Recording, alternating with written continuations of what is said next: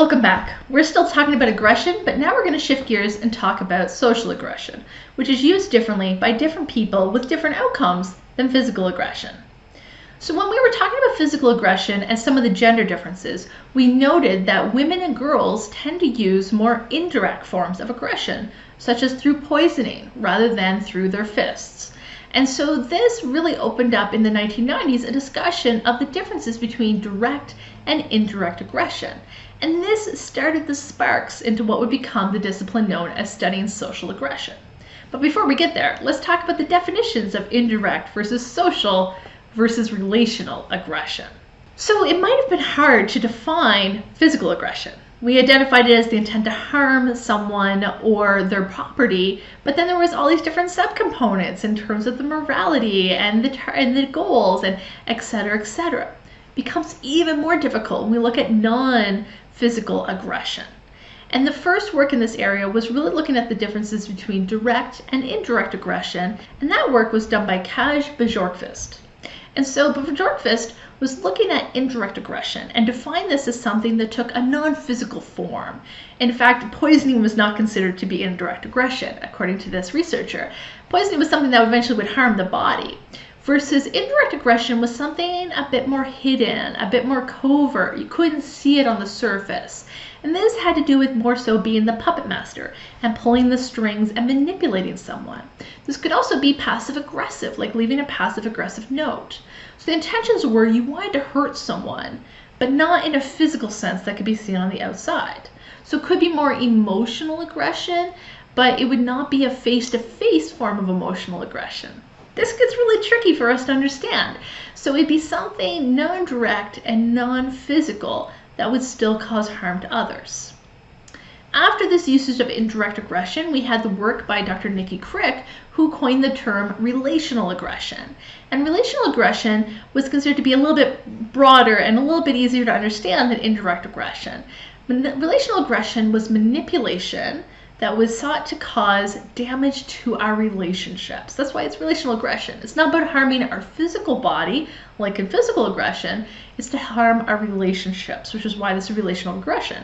And how we harm someone's relational aggression, well, this is through exclusion. This is through a defamation or causing slander or spreading rumors about a person. And importantly, this could be direct or indirect. So a little bit complicated here, but relational aggression could be direct to someone's face, calling them a name and ruining their relationships to their face. Or it could be indirect through spreading rumors or catching them on camera, having an affair, or something more covert than that. So it could be both overt, easy to see and on the surface, but covert, more hidden. And so relational aggression picked up a lot of speed. People started to understand it. In Crick's early research, there was no gender difference noticed. It was reported that boys and girls in middle school and high school had the same prevalences same frequencies of relational aggressive behaviors. And then came the work by Dr. Marion Underwood, who instead of using the term relational aggression, chose to use the term social aggression. And social aggression had an expanded definition. It's a little bit more broad and multi-tiered, as you can see. So according to Underwood, social aggression is not when you're just damaging relationships, but when you also want to damage someone's social status or even their sense of self-esteem. So you're trying to damage their self-esteem, social status, or their relationships. And you're trying to do this through the manipulation of their peer acceptance or group acceptance, through alienating them or ostracizing them, through defaming them, through defamation. And much like relational aggression, this could be direct or indirect. And some of the examples of direct social aggression would be things like verbal social aggression, calling someone something nasty, your facial expressions or your body language. Or social aggression could be indirect, could include things like slander, gossip, or exclusion. With such a robust term, social aggression as defined by Underwood has become the more popular term, though many researchers still do prefer Crick's term relational aggression. But for social aggression, we can really see how it is multi-layered and it can be just as complex as physical aggression. So in terms of social aggression, why do we do it? What is the motivation here? Our motivation isn't to cause physical harm to someone. Why do we want to cause harm to someone's self-esteem, to someone's relationships, and to someone's social status? What could it be? Well, sometimes this happens because we still want to hurt them, but we've learned to use our words. We tend to find that social aggression tends to peak at a much older age than physical aggression. If physical aggression peaks in the preschool toddler years, we tend to find that social aggression peaks in junior high, around age 15 or grade 9 in most cases. We find one of the main motivations is when we think about in terms of power hierarchies within friend groups and within social circles, that there could be a bit of a dominance struggle or an alpha war, if you will. We know that when people are all together of same age peers, so let's say they're all in grade 6 and they're all 12 years of age, there's no established hierarchy. They're all around the same age, they're all in the same grade, so who's the alpha, who's the leader? And so some of the theories is the idea that social aggression arises from trying to pick the leaders. And that social aggression, as well as physical aggression in some senses, might be part of this establishing of dominance within our peer group.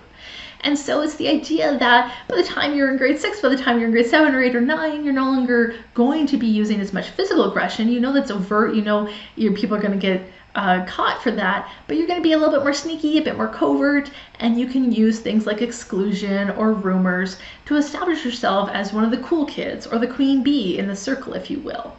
We also know that social aggression might not be about hierarchy. It might just be about you're jealous of someone. They hurt you and you want revenge on them. They did something wrong to you and you want to take it out on them. But you're not going to use your fists. You're going to use social aggression. You're going to hurt their status or hurt their feelings in a different way. And finally, sometimes it's not about trying to hurt someone. The intention behind social aggression might not actually be the intent to hurt someone. It might be the intent to bond with someone. And so we find some things like gossip. They tend to be prevalent because two people will talk about a third person who's not there, because by talking about it, those two people form a closer friendship bond and feel like they can be vulnerable to one another and trust one another. So it's not so much that they want the third person to get hurt, but through sharing that, it's tightening and securing their bond, which may help both of them increase in status. So it's about them trying to maintain their status primarily, and secondarily about trying to hurt the victim.